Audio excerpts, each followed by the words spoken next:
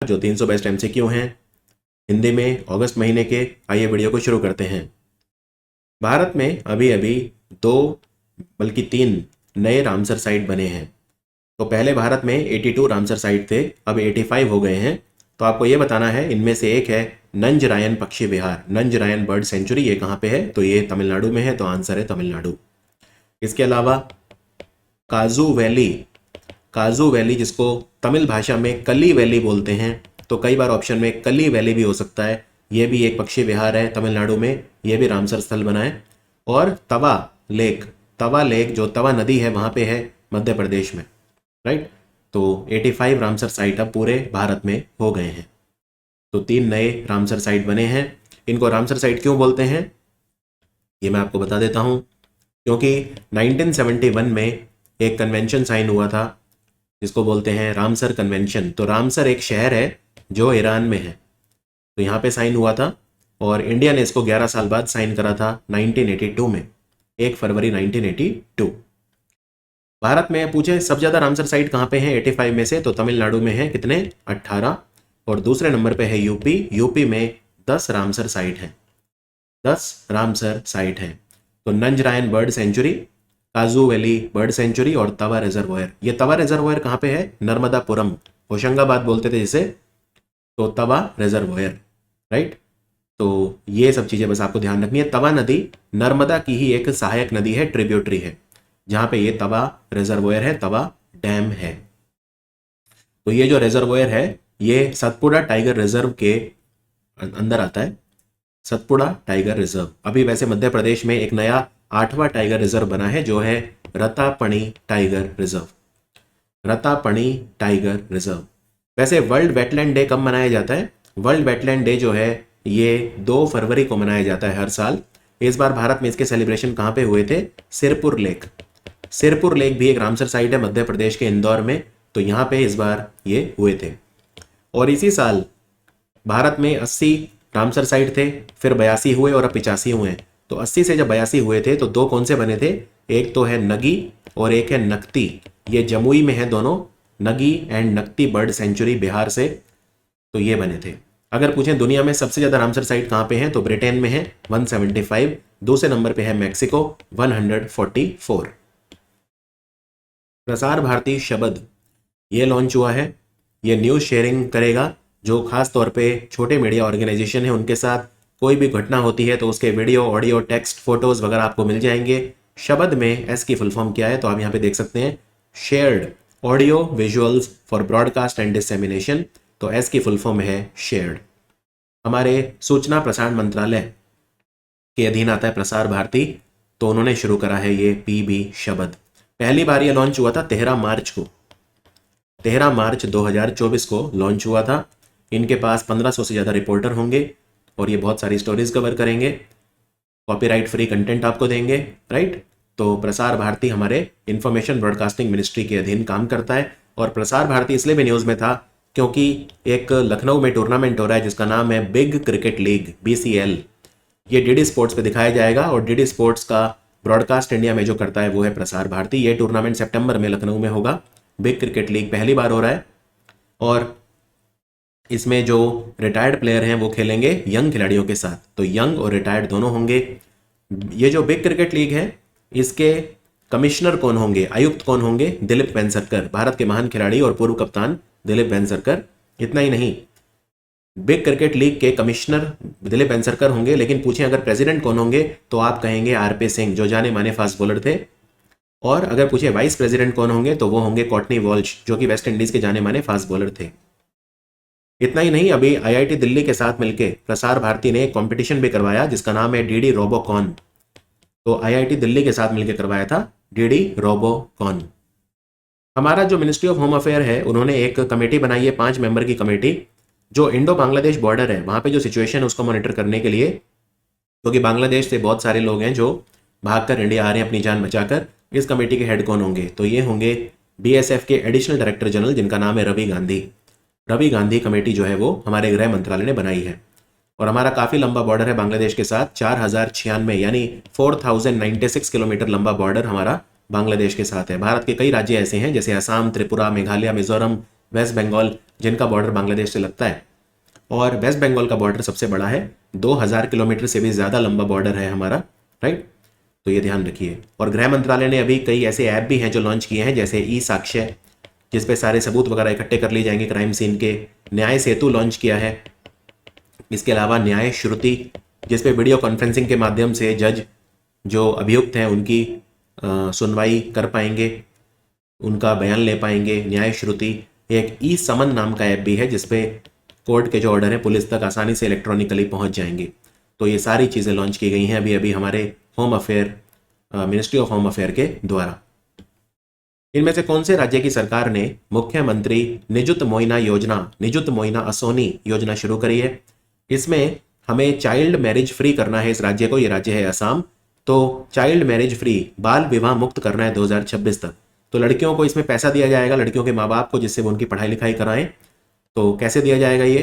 तो इसके लिए पूरा एक स्लैब बनाया गया है। जब लड़की 11वीं क्लास में आएगी तो 1000 रुपये पर मंथ मिलेगा।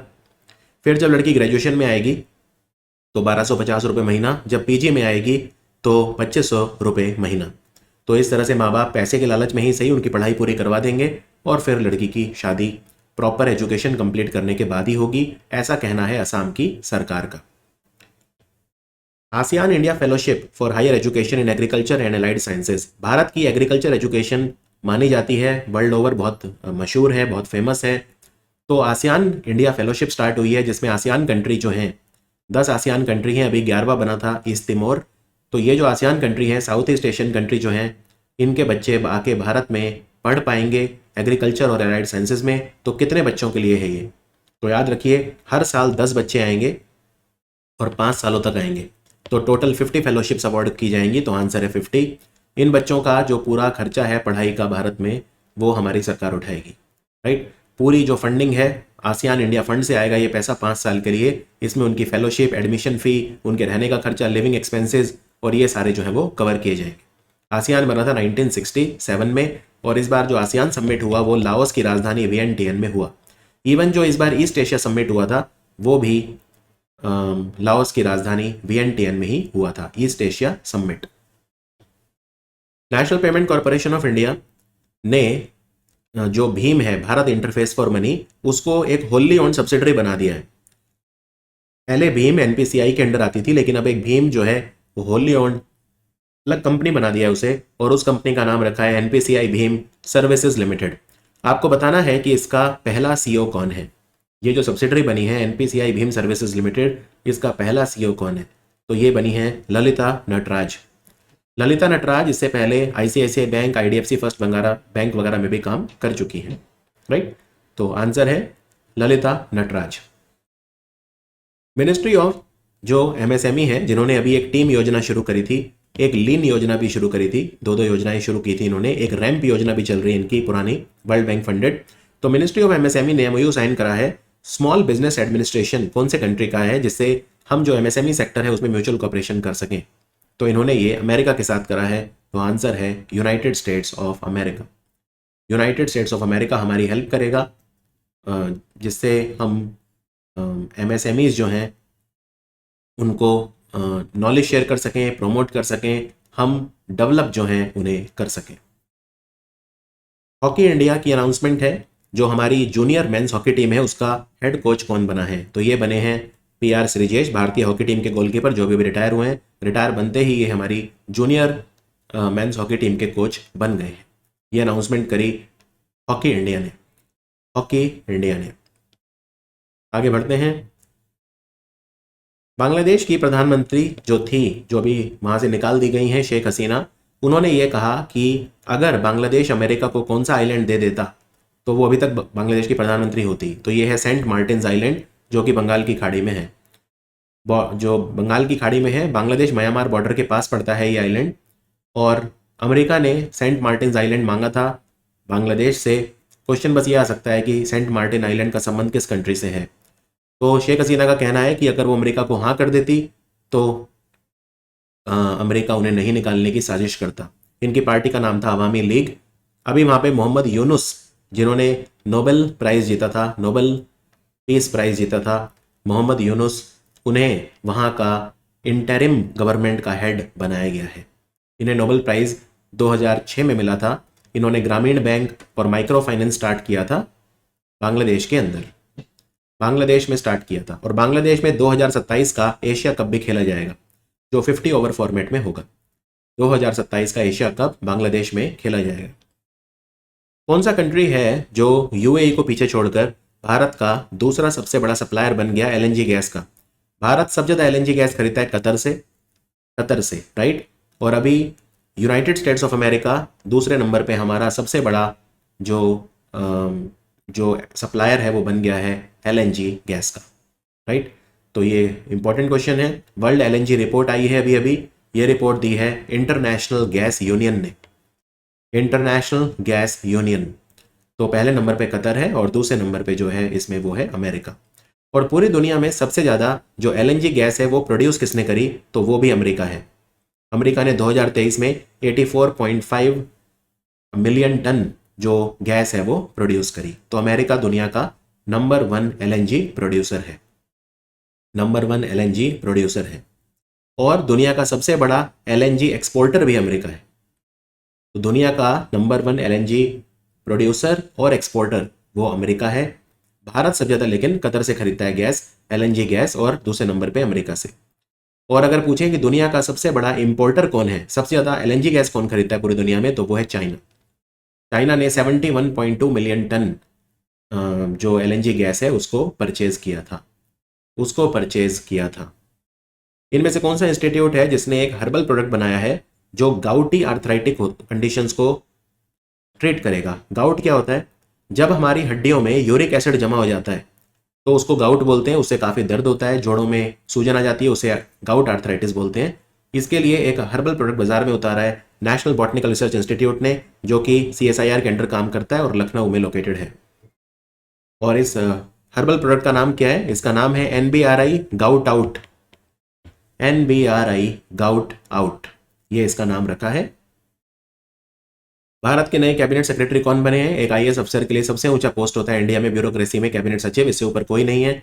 तो भारत के नए कैबिनेट सेक्रेटरी TV सोमनाथन बने हैं, TV सोमनाथन बने हैं, राइट। ये IAS अफसर है तमिलनाडु के और ये बने हैं। तो ये बहुत इंपॉर्टेंट है। और कैबिनेट सेक्रेटरी भारत में 11वां सबसे पावरफुल पर्सन होता है। अगर आप देखें कि इंडियन ऑर्डर ऑफ प्रेसिडेंस जो होता है उसमें 11th सबसे पावरफुल पर्सन जो है वो होता है। 2 साल के लिए ये अपॉइंट हुए हैं। और भारत के पहले कैबिनेट सेक्रेटरी कौन थे? NR पिल्लई। इनमें से कौन सा बैंक है जिसने सेतु कंपनी के साथ मिलकर UPI सेतु लॉन्च कराया UPI पेमेंट्स के लिए? सेतु कंपनी को पाइन लैब्स ने खरीदा था। तो पाइन लैब्स की सब्सिडरी कंपनी है सेतु कंपनी। पाइन लैब्स ने सेतु कंपनी को एक्वायर करा था कब? 2022 में फॉर $75 मिलियन। तो आंसर है, तो ये पूछा किस बैंक के साथ मिलकर करा है? ये बैंक है एक्सिस बैंक, ये बैंक है एक्सिस बैंक। और आपको ये भी बता दूं सेतु कंपनी इसलिए भी न्यूज़ में आई थी मई 2024 के महीने में क्योंकि इसने सेजाम लॉन्च करा है। सेजामे क्या है? भारत के बैंकिंग, फाइनेंशियल सर्विसेज और इंश्योरेंस सेक्टर में लार्ज लैंग्वेज मॉडल है ये एक लार्ज लैंग्वेज मॉडल है। इनमें से कौन से राज्य में वैनगंगा और नलगंगा नदी को आपस में जोड़ा जा रहा है? Wainganga Nalganga river linking project 426 kilometre के कनाल बना के इनको जोड़ा जाएगा। इसमें खर्चा आएगा 87,342 करोड़ रुपीस। तो बात हो रही है महाराष्ट्र की, सो आंसर है महाराष्ट्र। तो इससे महाराष्ट्र के वो जिले जिनमें पानी की समस्या से फार्मर सुसाइड बहुत ज़्यादा है उनको फायदा होगा। तो इसमें हम करेंगे क्या? तो बेसिकली इसमें एक डैम है, राइट, जिसको बोलते हैं Ghosi Khurd dam. Ghosi Khurd dam, Ghosi Khurd dam जो है ये भंडारा डिस्ट्रिक्ट में आता है। इसमें जो एक्सेस पानी हो जाता है हम उसको कनाल बना के भेज देंगे कहाँ पे? नलगंगा नदी पे जो डैम है जिसको नलगंगा डैम बोलते हैं, जो महाराष्ट्र के बुल्धाना जिले में आता है। तो इससे लगभग 3.71 लाख हेक्टेयर लैंड है महाराष्ट्र के 6 डिस्ट्रिक्ट में जिसको पानी मिलेगा एग्रीकल्चर के लिए। ये कौन कौन से हैं? ये हैं बुल्धाना, अकोला, यावतमल, अमरावती, वारधा और नागपुर।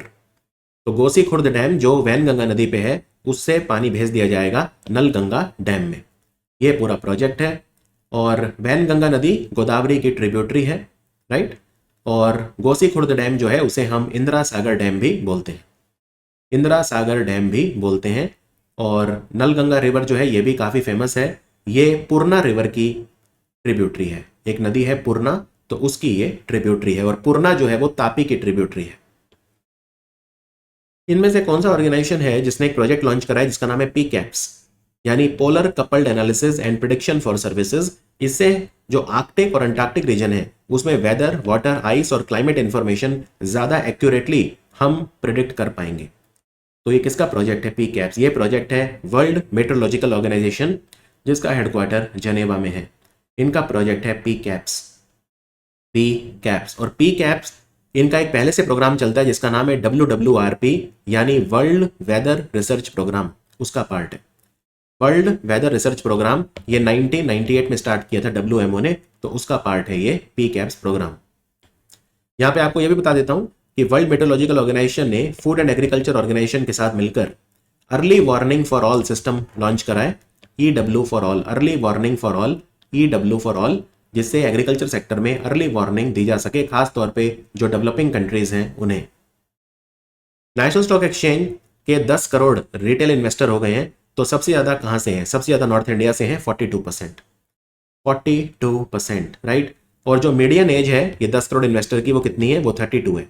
5 साल पहले 38 थी, यानी यंग इंडिया जो है वो अब स्टॉक मार्केट में इन्वेस्ट कर रहा है। नॉर्थ इंडिया से है 42%, फिर है वेस्ट इंडिया, वेस्ट इंडिया से है 25%, फिर साउथ इंडिया से हैं 18%, और फिर ईस्ट इंडिया से हैं सबसे कम 14%।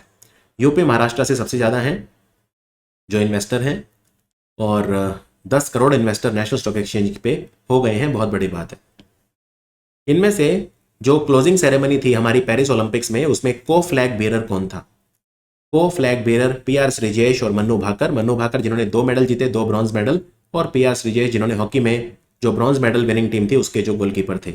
और ओपनिंग सेरेमनी में कौन था? ओपनिंग सेरेमनी में थी PV सिंधु, 2 बार अलग अलग ओलंपिक्स में ये मेडल जीत चुकी हैं, बैडमिंटन खिलाड़ी, और 10 बार नेशनल चैंपियन शरत कमल, अचंता शरत कमल, जो टेबल टेनिस प्लेयर है, राइट। तो ये इंपॉर्टेंट चीजें हैं, ये सारी याद रखने वाली चीजें हैं ये। और गगन नारंग एक खिलाड़ी आपने सुना होगा, पूर्व खिलाड़ी शूटर, जो शेफ डे मिशन थे। शेफ डे मिशन मतलब टीम का जो मैनेजर होता है, खिलाड़ियों का हित देखता है, जो वो थे। और अभिनव बिंद्रा को ओलंपिक ऑर्डर अवार्ड मिला है, Olympic order, international Olympic committee के द्वारा, for exceptional contribution to the Olympics. ISRO ने सक्सेसफुली लॉन्च करी है अर्थ ऑब्जर्वेशन सैटेलाइट EOS-08। तो ये सैटेलाइट कौन सा पेलोड लेकर इनमें से नहीं गई? तो लेक्स पैक लेके नहीं गई, बाकी 3 लेके गई है, EOIR पेलोड, GNSS पेलोड और SIC UV डोजेमीटर। इनके अलग अलग काम थे, उतना डिटेल में आपको नहीं जाना है। तो ये किसने लॉन्च करी थी? ये NSIL ने लॉन्च करवाई थी ये सैटेलाइट, और SSLV का इस्तेमाल इसमें हुआ था। SSLV का इस्तेमाल हुआ था। ये सैटेलाइट अर्थ ऑब्जर्वेशन सैटेलाइट है, यानी कि ये एक रिमोट सेंसिंग सैटेलाइट है, रिमोट सेंसिंग सैटेलाइट है। तो कौन सा रॉकेट यूज हुआ इसमें? SSLV-D3 रॉकेट इसमें यूज हुआ, और सतीश धवन स्पेस सेंटर जो है श्रीहरिकोटा, वहां से ये लॉन्च हुई थी EOS-08। SSLV-D3 ने इसको लॉन्च किया था, और 16 अगस्त को लॉन्च हुई थी, अगर डेट भी याद रखना चाहें 16 अगस्त 2024। तो इस मिशन को NSIL ने लीड किया था, न्यू स्पेस इंडिया लिमिटेड, जिसका हेडक्वार्टर बेंगलोर में है। Artificial intelligence based national paste surveillance system, ये किसने लॉन्च करा है? ये किसानों को एग्रीकल्चर साइंटिस्ट और एक्सपर्ट से कनेक्ट करेगा। तो किसानों को क्या करना है? अपनी जो क्रॉप्स हैं उनकी फोटो खींच के अपलोड कर देनी है, और एग्रीकल्चर एक्सपर्ट फिर बता देंगे कि वो कौन सा पेस्ट है और उसका मैनेजमेंट जो है वो किस तरह से करना है। तो ये अभी किसने लॉन्च करा है? याद रखिए, ये जो नेशनल पेस्ट सर्वेलेंस सिस्टम है, पाथ ब्रेकिंग सिस्टम, इसको लॉन्च करा है ministry of agriculture and farmer welfare ने। तो 14 करोड़ किसानों को इससे फायदा होगा, पेस्ट कंट्रोल, पेस्ट मैनेजमेंट में इससे फायदा होगा, एक्यूरेट डायग्नोसिस वगैरह जो है उससे इसको फायदा होगा। और अभी प्रधानमंत्री मोदी ने 109 नई वेराइटीज हैं क्रॉप्स की। कितनी क्रॉप? 61 क्रॉप। 61 क्रॉप्स की टोटल 109 वेराइटीज हैं जिनको रिलीज करा है। कहां पे रिलीज करा है इन्होंने? ये सारी बनाई है Indian council of agriculture research के अधीन काम करने वाले इंडियन एग्रीकल्चर रिसर्च इंस्टीट्यूट, यानी पूसा इंस्टीट्यूट ने, IARI ने, राइट। तो टोटल 109 वेराइटीज हैं 61 क्रॉप्स की, जो PM मोदी ने रिलीज करी है। और प्रधानमंत्री मोदी ने क्लीन प्लांट प्रोग्राम भी लॉन्च करा। ये मिनिस्ट्री ऑफ एग्रीकल्चर नहीं कराए, क्लीन प्लांट प्रोग्राम, इसमें खर्चा आएगा 1765 करोड़। इसको लागू कौन करेगा इस प्रोग्राम को? इसको national horticulture board Indian council of agriculture research के साथ मिलकर लागू करेगा। इसमें किसानों को डिजीज फ्री सैपलिंग्स दिए जाएंगे, डिजीज फ्री सैपलिंग्स उनको दिए जाएंगे। भारत की सरकार मंथली रेडियो प्रोग्राम स्टार्ट कर रही है जिससे किसानों को नॉलेज दी जा सके, स्पेसिफिक नॉलेज। इसका क्या नाम होगा? इसका नाम होगा किसान की बात। और ये मंथली रेडियो प्रोग्राम है, यानी महीने में एक बार आएगा। तो बेस्ट प्रैक्टिसेस जो है वो किसानों के साथ इसमें शेयर की जाएंगी, ये ध्यान रखिए। इनफैक्ट शिवराज सिंह चौहान ने यह भी अनाउंस करा है अभी अभी कि भारत में 100 हॉर्टिकल्चर क्लस्टर बनेंगे जिनका पर्पज एक्सपोर्ट होगा। 100 हॉर्टिकल्चर क्लस्टर इंडिया में बनेंगे और इसमें सरकार खर्चा करेगी 18,000 करोड़ रुपए, 18,000 करोड़ रुपीज सरकार इसमें खर्चा करेगी, राइट। और इतना ही नहीं, उन्होंने ये भी अनाउंस करा कि 1500 मंडी ऐसी हैं, एपीएमसी जो मंडियां होती हैं जहां पे फसलें बेची जाती हैं, तो वो मंडियां उनको इलेक्ट्रॉनिक नेशनल एग्रीकल्चर मार्केट यानी ई नाम से ज्वाइन किया जाएगा। और एक डिजिटल एग्रीकल्चर मिशन भी चल रहा है।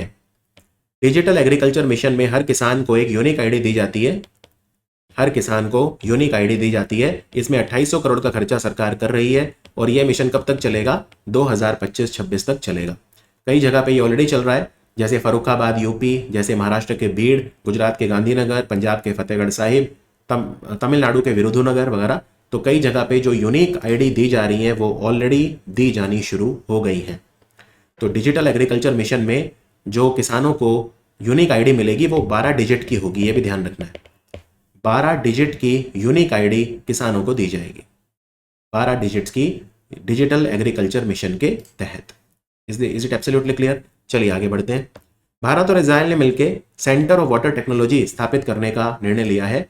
आपको ये बताना है कि ये जो सेंटर ऑफ वाटर टेक्नोलॉजी है, वाटर कंजर्वेशन वगैरह में जो हेल्प करेगा, कहाँ पे सेटअप किया जाएगा? तो ये आईआईटी मद्रास में किया जाएगा। तो आंसर है आईआईटी मद्रास। आईआईटी मद्रास ये अमृत मिशन के तहत सेटअप किया जाएगा।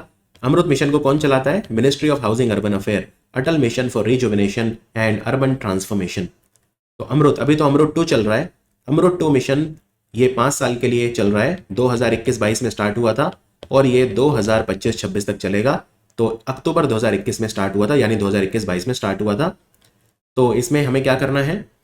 तो बेसिकली हमारे 4700 सिटीज़ और टाउन है जिनको हमें वाटर सिक्योर बनाना है और 500 अमृत शहर हैं जहाँ पे हमें जो waste management, septic water management, water purification वगैरह इन सब पे ध्यान देना।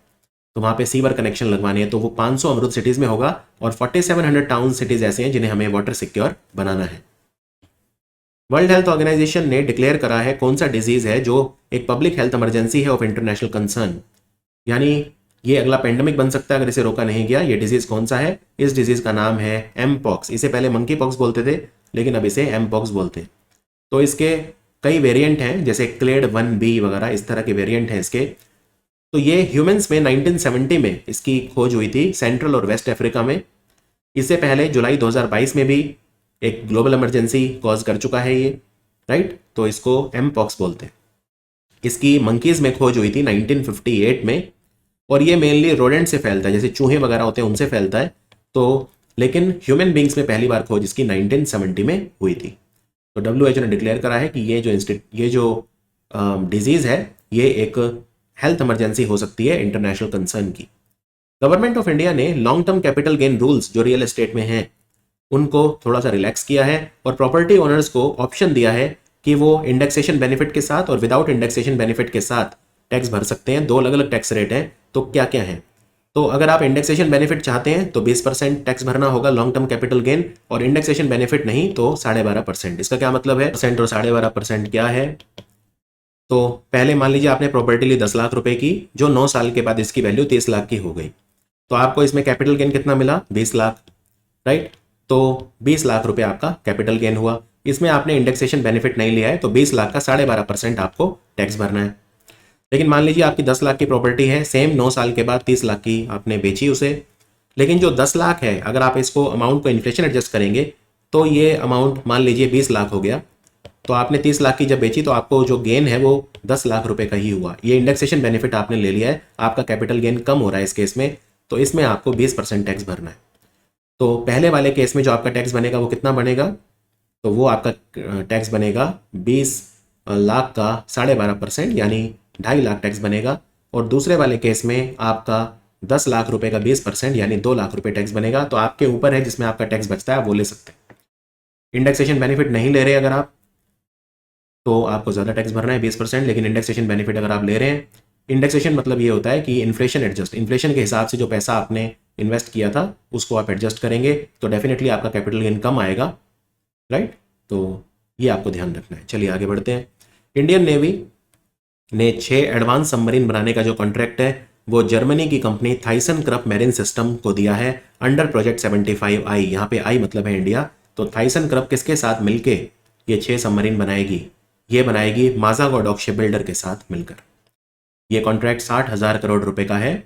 और दूसरी तरफ जो टीम थी वो थी लार्सन एंड टूब्रो और स्पेन की कंपनी है नवांटिया उनकी। तो इन टीम को नहीं मिला है ये कॉन्ट्रैक्ट मिला है थाइसन क्रप और माज़ागो डॉक शिप बिल्डर को। Very important question. Mazagon Dock Ship Builder को 250 साल पूरे हो गए। ये कंपनी 1774 में बनी थी और रिसेंटली ये एक नवरत्न कंपनी का दर्जा इसे मिला है। माज़ागो डॉक शिप बिल्डर अभी अभी एक नवरत्न कंपनी डिक्लेयर की गई है। ठीक है, नवरत्न कंपनी बनने का फायदा क्या होता है, आप 1000 करोड़ रुपए तक बिना सरकार की परमिशन के इन्वेस्ट कर सकते हैं।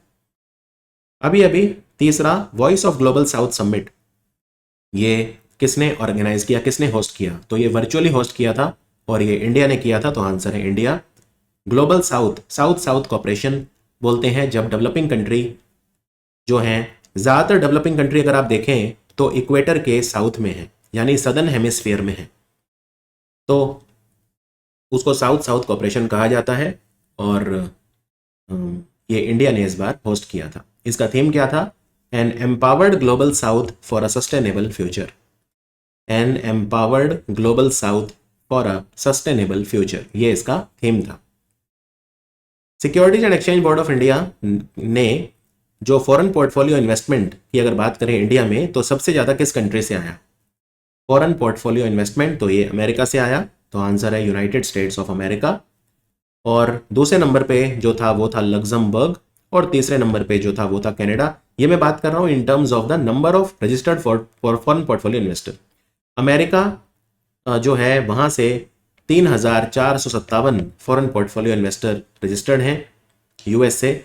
लग्जमबर्ग से हैं 1,393 और कनाडा से हैं 804। टोटल 11,000 से ज़्यादा फॉरेन पोर्टफोलियो इन्वेस्टर रजिस्टर्ड हैं इंडिया में। और काफ़ी ज़्यादा जो फॉरेन पोर्टफोलियो इन्वेस्टमेंट है वो आया। तो in terms of number of foreign portfolio investor भी अमेरिका नंबर 1 था और in terms of overall investment भी अमेरिका नंबर 1 था। टोटल जो एफपीआई इंडिया में, जो एफपीआई से इन्वेस्टमेंट इंडिया में आया था वो 69.5 लाख करोड़ था। 69.5 लाख करोड़ था। हिम उन्नति इनिशिएटिव सरकार करा हिमाचल की सरकार ने। इसका पर्पस क्या है स्कीम का, हिम उन्नति नाम की पहल, तो ये है प्रोमोटिंग नेचुरल फार्मिंग, प्राकृतिक खेती को वहाँ पे प्रमोट करना। 150 करोड़ का खर्चा इसमें सरकार करेगी। और केमिकल फ्री फार्मिंग होती है नेचुरल फार्मिंग। 32,000 से ज़्यादा हेक्टेयर लैंड पे ऑलरेडी नेचुरल फार्मिंग हो रही है हिमाचल में। 1.92 लाख किसान हिमाचल में ऑलरेडी हिम जो है नेचुरल फार्मिंग कर रहे हैं और हिम उन्नति से इनकी संख्या डेफिनेटली बढ़ेगी, राइट। तो इसमें हम सॉइल की टेस्टिंग करेंगे, न्यूट्रिएंट मैनेजमेंट करेंगे, नेचुरल तरीकों से करेंगे, तो ये सब काम हम इसमें करेंगे। इसके अलावा वहाँ पे राजीव गांधी स्टार्टअप योजना भी चल रही है। राजीव गांधी स्टार्टअप योजना में जो 21 से 45 साल के यूथ हैं उनको स्टार्टअप्स करने के लिए सरकार एनकरेज कर रही है, राइट। तो ये आपको ध्यान रखना है, राजीव गांधी स्टार्टअप योजना भी हिमाचल में चल रही है। सॉवरन वेल्थ फंड इंस्टीट्यूट की रिपोर्ट है दुनिया का कौन सा सेंट्रल बैंक है जो सबसे अमीर है, तो ये है अमेरिका का सेंट्रल बैंक फेडरल रिजर्व जो न्यूयॉर्क में है, तो सबसे रिच है। इसके पास 7.8 ट्रिलियन डॉलर के एसेट्स हैं। आरबीआई 12वें नंबर पे है, टॉप 10 में नहीं है। सेकंड पे है पीपल्स बैंक ऑफ चाइना, तीसरे पे बैंक ऑफ जापान, चौथे पे है ड्यूश बैंक। आरबीआई 12वें नंबर पे है। आरबीआई के एसेट्स कितने हैं, आरबीआई के जो एसेट है वो है 70 लाख करोड़। 70 लाख करोड़ रुपीज में बात कर रहा हूँ, 70 लाख करोड़। तो आरबीआई के पास कितने एसेट्स हैं, आरबीआई के पास 70 लाख करोड़ के एसेट हैं यानी 70 ट्रिलियन रुपीज। 70 ट्रिलियन रुपीस के एसेट्स हैं। Sovereign wealth fund institute America का ही इंस्टीट्यूट है, 2008 में सेटअप किया गया था। और आरबीआई ने अभी एक कमेटी बनाई है, माइकल देवव्रत पात्रा उसके चेयरमैन होंगे कमेटी के। ये कमेटी जो आरबीआई डिफरेंट डेटा देती है उनको ग्लोबल बेंचमार्क, ग्लोबल स्टैंडर्ड्स के अगेंस्ट उनको बेंचमार्क करेगी। तो वो कमेटी बनी है। और एक सुनील मेहता कमेटी भी बनी है, आरबीआई ने बनाई है सुनील मेहता कमेटी। सुनील मेहता कमेटी क्यों बनाई है? वो चाहता है कि जो वाइट लेवल एटीएम होते हैं उनके चार्जेस को रिव्यू किया जाए। वेस्ट बंगाल की सरकार ने किसके साथ मिलके एक कैंपेन चलाया है जिसमें फादर जो हैं वो मदर्स को, अपनी वाइफ जो है, बच्चे की मदर, उनको एनकरेज करेंगे कि वो बच्चों को ब्रेस्ट फीड करें एक्सक्लूसिवली कम से कम 6 महीनों के लिए। तो यूनिसेफ के साथ मिलकर कैंपेन चलाया है वेस्ट बंगाल की सरकार। अवेयरनेस कैंपेन है ये चलाया गया। इनमें से किस कंपनी ने बुलेट प्रूफ जैकेट बनाई है जो बिल्कुल नए मटेरियल की बनी है और बहुत ही ज़्यादा लाइट है? इंडियन आर्मी के लिए किसने बनाई है ये बुलेट प्रूफ जैकेट? इस बुलेट प्रूफ जैकेट को अभी अभी बनाया गया है DRDO के द्वारा, डिफेंस रिसर्च डेवलपमेंट ऑर्गेनाइजेशन, इन्होंने बनाई है इसको। और ये जो बुलेट प्रूफ जैकेट है बहुत ही लाइट वेट की है और बहुत ही हाई क्वालिटी की है। इसका वेट भी काफ़ी कम है, 10.1 kg इसका वेट है, 10.1 kg इसका वेट है। और ये इंडियन सोल्जर्स को प्रोटेक्ट करेगी from the enemy fire. In fact DRDO ने अभी एक लॉन्ग रेंज ग्लाइड बॉम्ब बनाया है जिसका नाम रखा है गौरव। 1000 किलो का ये बॉम्ब है और ये टारगेट्स को काफ़ी ज़्यादा डिस्टेंस से हिट कर सकता है, काफ़ी ज़्यादा डिस्टेंस पे हिट कर सकता है। और इसको DRDO की रिसर्च सेंटर इमारत जो लेबोरेटरी है हैदराबाद में, उसने डिज़ाइन और डेवलप किया है। इनमें से ओलंपिक लॉरेल अवार्ड किसे मिला है? जब ओलंपिक्स की ओपनिंग सेरेमनी हुई तो उस समय ये मिला है फिलिपो ग्रांडी को। United Nations high commissioner for refugee के हेड हैं ये, जिसका हेडक्वार्टर जिनेवा में है। इन्हें ओलंपिक लॉरेल दिया गया है, ओलंपिक लॉरेल दिया गया है। ये तीसरे रेसिपिएंट है ओलंपिक लॉरेल के। जब भी ओलंपिक्स होते हैं तब ये दिया जाता है एक व्यक्ति को। तो फिलिपो ग्रांडी ओलंपिक रेफ्यूजी फाउंडेशन के वाइस चेयरमैन भी हैं। इस बार रेफ्यूजीज़ की भी एक अलग टीम बनी थी। अगर कोई ऐसा खिलाड़ी है जो रेफ्यूजी है तो वो भी पार्ट ले सकता है, उसके लिए ओलंपिक्स में टीम बनाई गई थी। तो पहली बार ये अवार्ड दिया गया था 2016 ओलंपिक में, फिर 2020 और फाइनली ये अब तीसरी बार दिया गया है और इस बार फिलिपो ग्रांडी को दिया गया।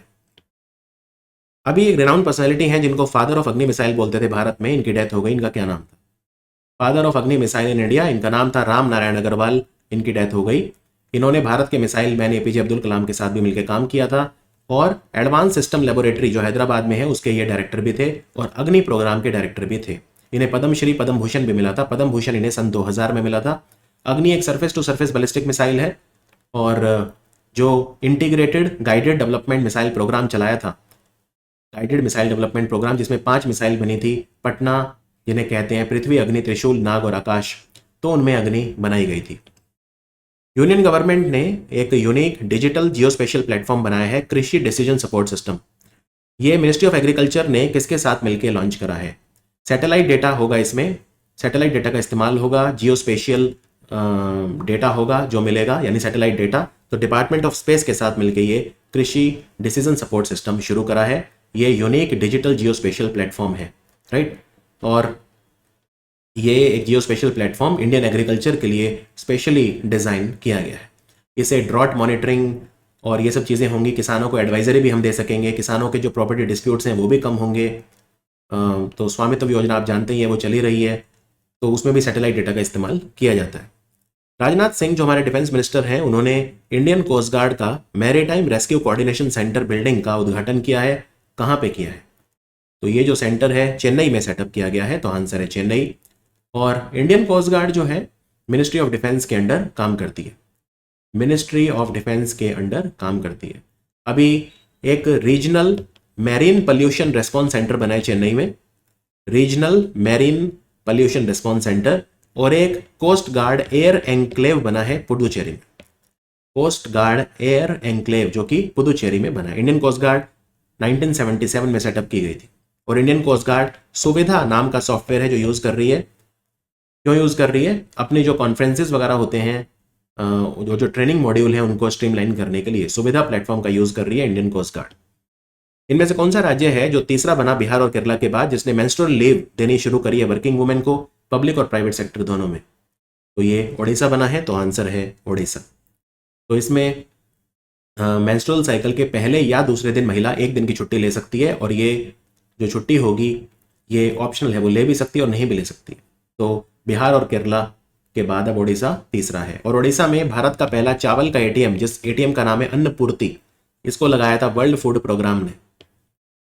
यूएन जनरल असेंबली ने अभी अभी एक multi dimensional vulnerability index launch करा है। इसका मेन पर्पस क्या है? इसका पर्पस ये है कि जो छोटे आइलैंड कंट्री हैं, small island developing states, 39 country ऐसे हैं, इनकी अभी बैठक भी हुई थी तीसरी, एंटीगुआ और बारबुडा में। तो स्मॉल आइलैंड डेवलपिंग जो स्टेट्स हैं उनको लोन दिया जाए, सस्ता कंसेशन लोन दिया जाए, तो जो जितना ज़्यादा वल्नरेबल होगा उसको उतना ज़्यादा और उतना सस्ता लोन दिया जाएगा।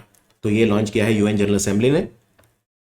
4.5 जनरेशन 4.5 जनरेशन का light combat aircraft mark 2 fighter jets, ये मार्च 2026 तक काम करना स्टार्ट कर देगा और इसका फुल स्केल प्रोडक्शन स्टार्ट हो जाएगा 2029। इसको एरोनॉटिकल डेवलपमेंट एजेंसी जो बेंगलोर में है, डीआरडीओ की लेबोरेटरी, उसने कौन सी कंपनी के साथ मिलकर बनाया है? तो ये है हिंदुस्तान एरोनॉटिक्स लिमिटेड। डिजाइन करा है एडीए ने, कमर्शियल मैन्युफैक्चरिंग करेगी हिंदुस्तान एरोनॉटिक्स लिमिटेड। तो इसको बोलते हैं एलसीए मार्क 2, एलसीए मार्क 2। और एक होता है एडवांस्ड मीडियम कॉम्बैट एयरक्राफ्ट, जो 5th जनरेशन एयरक्राफ्ट है, एएमसीए जिसे बोलते हैं, एएमसीए, जिसकी रेंज 1000 से 3000 किलोमीटर तक है, 1000 से 3000 किलोमीटर तक है। तो एएमसीए पे भी काम चल रहा है और होपफुली जो एएमसीए है वो भी काम करना स्टार्ट कर देगा। ऐसा माना जा रहा है कि जो एएमसीए है वो 2035 तक काम करना स्टार्ट कर देगा। और जो ये लाइट कॉम्बैट एयरक्राफ्ट है, इनमें अमेरिका का जनरल इलेक्ट्रिक कंपनी का इंजन लगाया जा रहा है, ये भी ध्यान रखिए। अमेरिका की जनरल इलेक्ट्रिक कंपनी के जीई इंजन लगाए जा रहे हैं। बाकी इंडियन एयरफोर्स मलेशिया की एयरफोर्स के साथ मिलकर उदार शक्ति अभ्यास भी अभी अभी करवाया उन्होंने। कहाँ पे हुआ था? मलेशिया में क्वांटन करके एक जगह है, KUANTAN, क्वांटन एयरबेस, वहां पे हुआ था। और इंडियन एयरफोर्स ने इजिप्ट की एयरफोर्स के साथ मिलकर होपेक्स अभ्यास भी किया था। होपेक्स कहाँ हुआ था? इजिप्ट के बैरीघाट एयरबेस पे हुआ था। इनमें से कौन से कंट्री ने टॉप किया है medal tally at the 2024 summer Olympic? तो आप देख सकते हैं यूएस ने टॉप किया है। यूएस और चाइना के गोल्ड मेडल सेम है, लेकिन यूएस के सिल्वर और ब्रॉन्ज दोनों ज्यादा है। टोटल 126 मेडल जो हैं वो यूएस के हैं।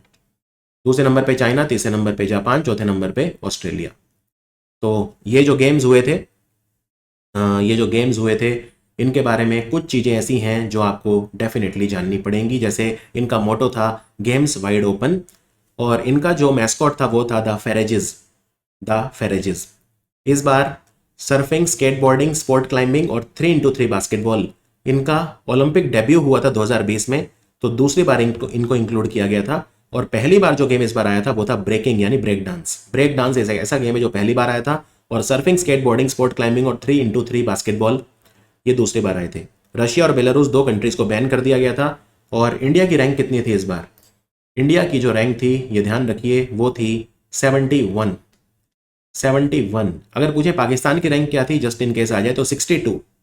पाकिस्तान की रैंक थी 62। अरशाद नदीम ने गोल्ड जीता था जेवलिन में।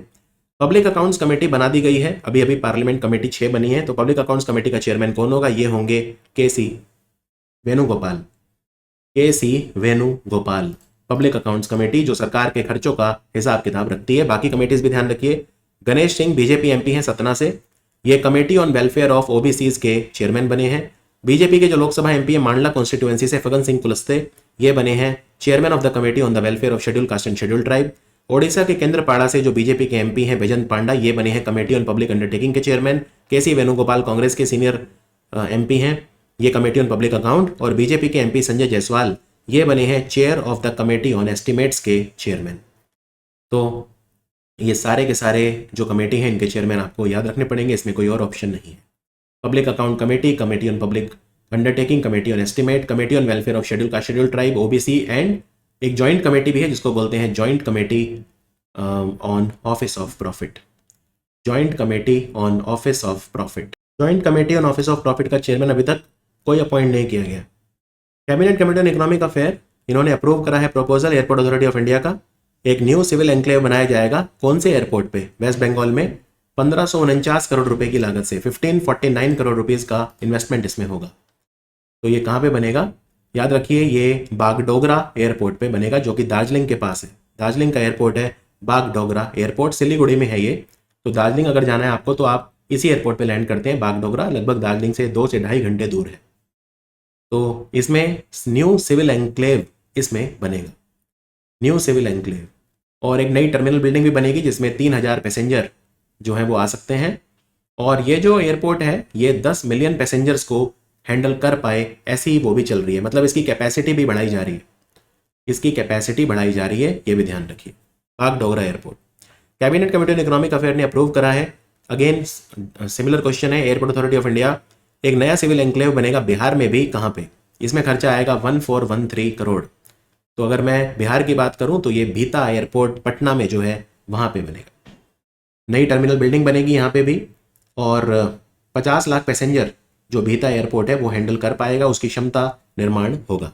इंडियन एयरफोर्स ने इंडियन आर्मी के साथ मिलके जो चलता फिरता हॉस्पिटल होता है प्रोजेक्ट भीष्म के तहत बनाया गया था, आरोग्य मैत्री क्यूब्स होते हैं उनको मिला के हॉस्पिटल बनाया जाता है, तो उसको एयर ड्रॉप करके दिखाया। राइट, इसमें भीष्म में एस का मतलब क्या है? भीष्म में एस की फुल फॉर्म क्या है? तो ये है सहयोग, भारत हेल्थ इनिशिएटिव फॉर सहयोग हित एंड मैत्री। 15,000 फीट से एयर ड्रॉप किया था, यानी इंडियन आर्मी और एयरफोर्स के पास ये कैपेबिलिटी है कि वो जो हमने आरोग्य मैत्री हेल्थ क्यूब हॉस्पिटल बनाए हैं उन्हें कहीं पे भी ले जा सकते हैं, मोबाइल हॉस्पिटल हैं। इन्होंने आगरा में एयर ड्रॉप करके दिखाया था, और जो लड़ाकू विमान है जिससे इनको ड्रॉप किया था वो था C-130J सुपर हरकुलीज ट्रांसपोर्ट एयरक्राफ्ट। तो इससे हमने उसको किया था। और ये जो आरोग्य मैत्री है बेसिकली ये एक DRDO ने इसको बनाया था इंडियन नेवी के साथ मिलकर। ये वर्ल्ड क्लास डिजास्टर हॉस्पिटल है, इसमें 72 क्यूब्स होते हैं जिनको मिला के हॉस्पिटल बन जाता है। 200 पेशेंट एक बार में इनमें देखे जा सकते हैं। According to the recent information, इनमें से जो पेरिस पैरालंपिक्स हैं उसमें ओपनिंग सेरेमनी में हमारे फ्लैग बीरर कौन थे, ध्वजवाहक कौन थे ओपनिंग सेरेमनी पैरालंपिक्स की जो थी? तो ये थे सुमित अंतिल और भाग्यश्री जाधव। सुमित अंतिल और भाग्यश्री जाधव पैरालंपिक्स में 84 एथलीट्स जो हैं भारत को रिप्रेजेंट करने गए हैं। 54 एथलीट्स इन्होंने टोक्यो में किया था, इस बार 84 हैं, तो पहले से ज़्यादा हैं। सुमित अंतिल पैरालंपिक चैंपियन है जेवलिन थ्रो में, लास्ट टाइम जो थे ये, और ये 2 बार वर्ल्ड चैंपियन भी रह चुके हैं और पैरालंपिक चैंपियन भी रह चुके हैं। तो सुमित अंतिल जो हैं वो हैं, और देखना होगा कि अब ये जीत पाते हैं या नहीं। और भाग्यश्री जो है शॉर्ट पुट प्लेयर है, शॉर्ट पुट प्लेयर हैं। इस बार जो वर्ल्ड चैंपियनशिप हुई थी पैरा वर्ल्ड चैंपियनशिप, उसमें इन्होंने शॉर्ट पुट में सिल्वर मेडल जीता था। DRDO उन्होंने निपुण जो हमारी लैंड माइन्स हैं उनको तैयार करा है, उनको हैंड ओवर करा है क्वालिटी एश्योरेंस के लिए। तो निपुण को किसने डिज़ाइन करा है? तो इसको ARDE यानी armament research and development establishment ने तैयार करा है। और ये पूछा है कि किसके साथ मिलकर तैयार किया है, तो ये भी आपको पता होना चाहिए। High energy material research laboratory जो पुणे में है उसके साथ मिलकर तैयार किया है। तो ये सॉफ्ट टारगेट मुनिशन है। सॉफ्ट टारगेट मुनिशन मतलब ये होता है ये एक ऐसी माइन है जिसको आप लोगों को उड़ाने के लिए बिछाओगे।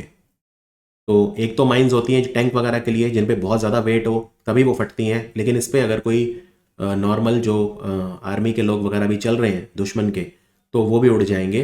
तो ये एक लाइट वेट मुनिशन है, लाइट जो सॉफ्ट टारगेट होते हैं उनके लिए है।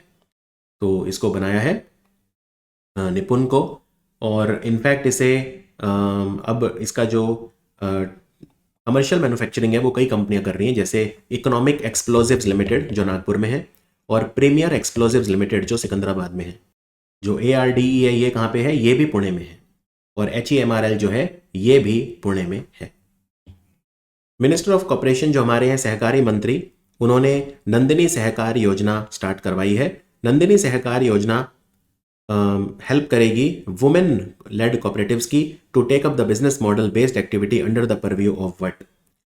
तो बिजनेस एक्टिविटी करेगी वुमेन जो कोऑपरेटिव्स हैं, तो इनको कौन देखेगा, ओवरसी करेगा? तो ये है NCDC, national cooperative development corporation. और इसमें महिलाएं जो कोऑपरेटिव चला रही हैं उनमें कोई मिनिमम या मैक्सिमम लिमिट नहीं है फाइनेंशियल असिस्टेंस की, राइट। तो इनमें उनको फ़ायदा क्या होगा? उस पर जो NCDC है वो उनको लोन प्रोवाइड करेगा जिस पे 2% ब्याज कम देना पड़ेगा उन्हें। 2% ब्याज कम देना पड़ेगा किस चीज़ के ऊपर? अगर वो कुछ इनोवेटिव काम कर रही हैं, कुछ इनोवेशन एक्टिविटी कर रही हैं, उसके लिए वो टर्म लोन ले रही हैं, तो 2% ब्याज में छूट उन्हें मिलेगी। लेकिन लेकिन अगर मान लीजिए कि वो कोई भी नॉर्मल एक्टिविटी के लिए लोन ले रही हैं, टर्म लोन, तो उस पर 1% ब्याज की छूट मिलेगी। अगर इनोवेटिव एक्टिविटी है तो 2% छूट, और नॉर्मल एक्टिविटी है तो ऑल अदर एक्टिविटी तो वो 1% की छूट उसमें मिलेगी। तो जो कितना लोन ले सकती हैं वुमेन जो कोऑपरेटिव चला रही हैं, ये डिपेंड करता है कि उनकी जो कोऑपरेटिव सोसाइटी है उसको कितना टाइम हो गया है। अगर 3 महीने से ज़्यादा हो गए हैं, मिनिमम 3 महीने का टाइम चाहिए, तो 3 महीने से ज़्यादा हो गए हैं और 1 साल से कम हुआ है, 3 महीने से 1 साल के बीच, तो 1 करोड़। 1 साल से लेके 3 साल के बीच अगर उनका ऑपरेशन हो गया है, यानी वो ऑपरेशनल है 1 से 3 साल के बीच, तो 3 करोड़ तक का लोन ले सकती हैं। और अगर 3 साल से ज़्यादा पुरानी कोऑपरेटिव सोसाइटी है तो वो अनलिमिटेड, यानी उस पर कोई लिमिट नहीं है, वो प्रोजेक्ट के हिसाब से डिपेंड करेगा उनकी रिक्वायरमेंट कितनी है, लेकिन कोई ऐसा लिमिट नहीं है।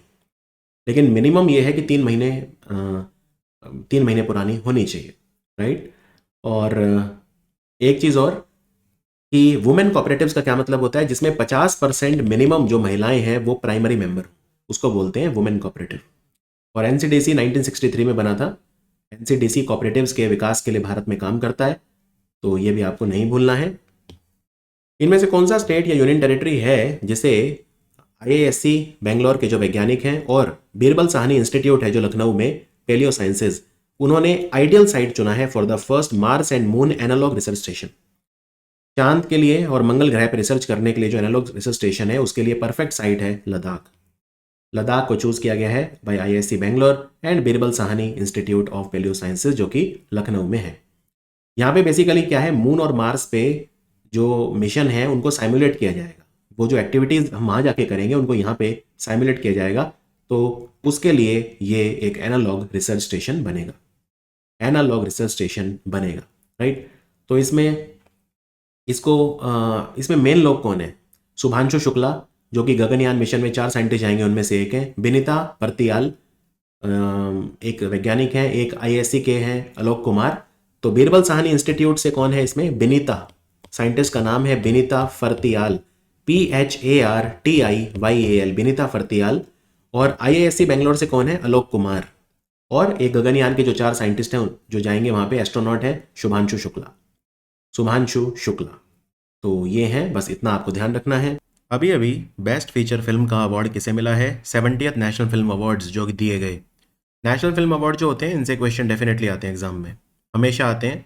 तो ये आपको ध्यान रखने हैं कि जो नेशनल फिल्म अवार्ड्स हैं उनको आप अच्छे से पढ़ें। कौन कौन से अवार्ड आपको याद रखने हैं वो मैं आपको बता दूंगा। तो 2 तरह की फिल्म होती हैं, एक फीचर फिल्म और एक non feature film. Non feature film होती हैं छोटी फिल्म्स, बहुत ही छोटी। फीचर फिल्म होती है प्रॉपर बड़ी फिल्म जो होती हैं 2 घंटे की, 2.5 घंटे, 3 घंटे, उनको फीचर फिल्म बोलते हैं, जो बड़े बजट के साथ बनती हैं, बड़े बड़े एक्टर उनमें होते हैं। नॉन फीचर फिल्म जो होती हैं वो छोटी होती हैं, उनमें बजट भी कम होता है, एक्टर भी थोड़े से अननोन टाइप होते हैं। जैसे डॉक्यूमेंट्री हो गई, वो भी एक तरह की नॉन फीचर फिल्म होती है। तो फीचर फिल्म जो बेस्ट है वो है अट्टम, एक फिल्म है अट्टम। तो इसको बेस्ट फिल्म का जो अवार्ड है फीचर फिल्म का वो दिया गया है। और आपको ये प्रॉपर याद रखनी है, राइट, कि कौन से लैंग्वेज की जो है कौन सी फिल्में हैं। और जैसे अभी ये फिल्म है जिसकी मैं बात कर रहा हूँ अट्टम, ये कौन सी लैंग्वेज की फिल्म है बताइए? AATTAM।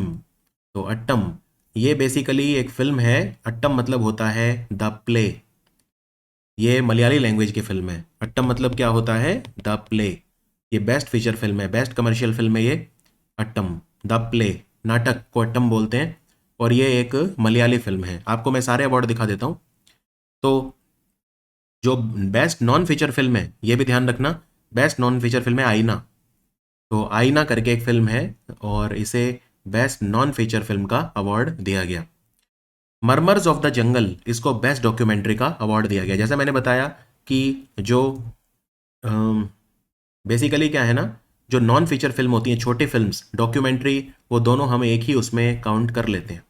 तो एक डॉक्यूमेंट्री है आईना जिसको सिद्धार्थ सरीन ने बनाया था। ये बेसिकली 2 ऐसी लड़कियों की कहानी है जिन पे एसिड अटैक हुआ था, इन पे एसिड अटैक हुआ था, राइट। तो उनकी ये स्टोरी है, बहुत ही ज़्यादा दिल दहला देने वाली जो है ये एक स्टोरी है। और 2 एक्स्ट्रा ऑर्डिनरी जो वुमेन है उनकी कहानी है ये, राइट। तो उन्होंने कैसे अपने जीवन पे फिर उन्होंने काबू उन पाया, तो उसके ऊपर एक ये डॉक्यूमेंट्री है। और ये फिल्म जो है हिंदी में है मेनली। और हिंदी में है और उर्दू में भी कुछ कुछ इसमें वो हैं, राइट। मरमर्स ऑफ द जंगल जो है इसको बेस्ट डॉक्यूमेंट्री का अवार्ड मिला है। बेस्ट एक्टर ऋषभ शेट्टी रहे कंतारा फिल्म के लिए, और नित्या मेनन को बेस्ट एक्ट्रेस का अवार्ड मिला। इनकी फिल्म का नाम है तिरुचित्रम्बलम। उसके बाद मैं आता हूँ, मैं एक एक करके बताता हूँ। एक नया अवार्ड भी जोड़ा गया था कि best biography judged as best book on cinema. मतलब कहने का मतलब कि सिनेमा के ऊपर बेस्ट बुक कौन सी है, तो ये की बायोग्राफी है किशोर कुमार की, जिसका नाम है Kishore Kumar the ultimate biography. आइए एक एक करके देखते हैं। पहले जूरी देखते हैं। तो जूरी में 3 जूरी थी। एक जो जूरी थी जो फीचर फिल्म्स की जूरी थी, प्रॉपर कमर्शियल फिल्म, उसके चेयरमैन थे राहुल रवेल। उसके बाद नॉन फीचर फिल्म जूरी के चेयरमैन कौन थे? नॉन फीचर फिल्म जूरी के चेयरमैन थे नीला मधाब।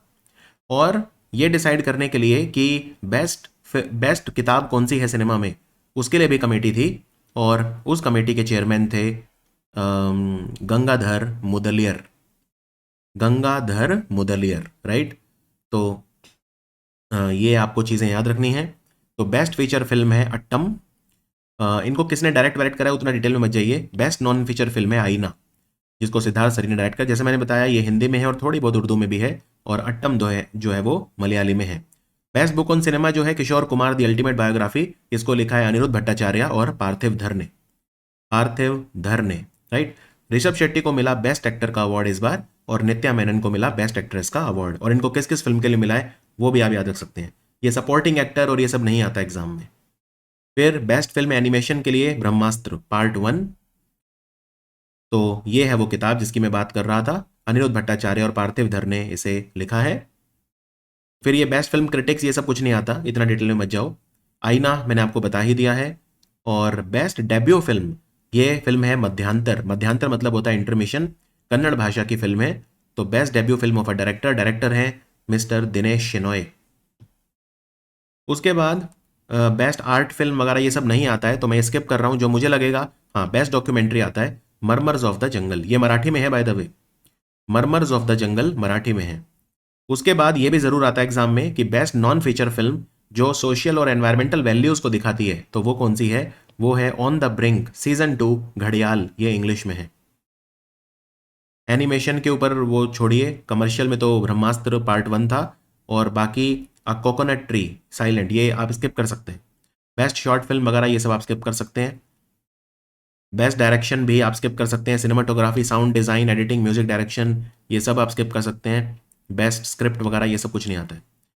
तो बेस्ट डेब्यू फिल्म एक डायरेक्टर की फीचर फिल्म्स में कौन सी थी? फौजा, हरियाणवी फिल्म है फौजा, प्रमोद कुमार की। तो इनको best debut film of a director मिला है फीचर फिल्म कैटेगरी में। कंतारा बेस्ट पॉपुलर फिल्म है, ये होलसम एंटरटेनमेंट। तो और बेस्ट फीचर फिल्म जो नेशनल, सोशल और एनवायरमेंटल वैल्यूज पे है, ये बहुत इंपॉर्टेंट है। मूवी का नाम है कच्छ एक्सप्रेस, और ये गुजराती भाषा की फिल्म है। एनिमेशन में ब्रह्मास्त्र हो गई फिर। और सबसे अच्छा डायरेक्शन रहा ऊंचाई फिल्म, सूरज बड़जात्या ने बनाई थी। ये मैंने भी देखी है बाय द वे, ये मूवी देखी है मैंने। कंतारा भी मैंने देखी है। और बेस्ट एक्टर रहे कंतारा के लिए ऋषभ शेट्टी। बेस्ट एक्ट्रेस जैसा मैंने बताया नित्या मेनन रही। मूवी का नाम है, तमिल मूवी है ये, तिरुचित्रम्बलम, राइट, ये मूवी है। और इवन बेस्ट एक्ट्रेस का अवार्ड शेयर हुआ है, तो मानसी पारेख को भी मिला है कच्छ एक्सप्रेस के लिए। शेयर किया है इन्होंने, शेयर्ड है ये, ध्यान रखिए, शेयर्ड है ये, राइट। दोनों को मिला है, मानसी पारेख को कच्छ एक्सप्रेस के लिए और नित्या मेनन को तिरुचित्रम्बलम के लिए। फिर सपोर्टिंग एक्टर, चाइल्ड एक्टर, ये सब कुछ नहीं आता है। प्लेबैक सिंगर वगैरह ये सब नहीं आता है। सिनेमाटोग्राफी ये सब छोड़ दीजिए बिल्कुल। Editing, costume design, makeup, lyrics वगैरह, सिनेमा, ये सब सब कुछ छोड़ दीजिए, कोई ज़रूरत नहीं है। फिर ये अलग अलग भाषाओं की फिल्में हैं, असमीज़ भाषा की, बंगाली भाषा की। बेस्ट हिंदी फिल्म है गुलमोहर, गुलमोहर, राइट। कन्नड़ भाषा की, मलयाली, ये सब आप स्किप कर सकते हैं। उड़िया, पंजाबी, मराठी, तमिल, तेलुगु, और ये सब आप स्किप कर सकते हैं बिल्कुल। तो बस जो मैंने आपको बताया उतना काफ़ी है। एनवायरमेंटल इश्यूज़ वगैरह पे जो फिल्म है, या सोशल इश्यूज़, या उस तरह की फिल्में जो हैं आप याद रख सकते हैं। और उसके अलावा कोई बहुत ज़्यादा कुछ टेंशन लेने की आपको ज़रूरत नहीं है। तो कच्छ एक्सप्रेस याद रखना, बेस्ट फीचर फिल्म है वो, नेशनल, सोशल या एनवायरमेंटल वैल्यू पे गुजराती फिल्म है। उसके डायरेक्टर हैं विरल शाह, विरल शाह। तो ये डेफिनेटली आप याद रख सकते हैं। और सोशल एनवायरमेंटल वैल्यूज़ पे बेस्ट नॉन फीचर फिल्म कौन सी है? ऑन द ब्रिंक सीजन 2 घड़ियाल, जिसको आकांक्षा सूद ने डायरेक्ट करा है, इंग्लिश में है वो। तो ये दो बहुत इंपॉर्टेंट है, बेस्ट फीचर और non feature, environmental, social values वगैरह पे। और ये अवार्ड अभी नहीं दिए जाएंगे, ये 6-7 महीने बाद दिए जाएंगे। दरबार हॉल, जिसको अब गणतंत्र मंडप बोलते हैं, उसमें दिए जाते हैं। इस बार वहीं दिए जाएंगे जैसे जो मुझे लगता है, बाकी देखते हैं। अमेरिका की एरोस्पेस मैन्युफैक्चरिंग कंपनी बोइंग, इसने पार्टनर करा है कौन सी कंपनी के साथ? इंडिया की कंपनी के साथ। ये MRO services, to provide MRO services for Indian navy's fleet of 12 Boeing P8I Poseidon 8 India maritime surveillance aircraft. कहने का मतलब ये है, भारत ने 12 बोइंग पोसाइडन लड़ाकू विमान खरीदे थे बोइंग कंपनी से। इंडिया में उनको मेंटेन कौन करेगा, मरम्मत कौन करेगा उनकी, यानी मेंटेनेंस, रिपेयर, इस तरह का जो काम है ये सब कौन करेगा? तो ये काफ़ी मैं समझता हूँ बहुत अच्छा क्वेश्चन है ये, राइट। काफ़ी इंपॉर्टेंट क्वेश्चन है ये कि ये सब कौन करेगा। तो याद रखिए, बोइंग ने जो पार्टनरशिप करी है, और Boeing one of the biggest company है, इन्होंने पार्टनरशिप करी है AIESL के साथ, AI इंजीनियरिंग सर्विसेज लिमिटेड, जो कि नई दिल्ली में है, नई दिल्ली की कंपनी है, और ये मेंटेनेंस सर्विसेज प्रोवाइड करेगी बोइंग पोसाइडन एयरक्राफ्ट्स के लिए।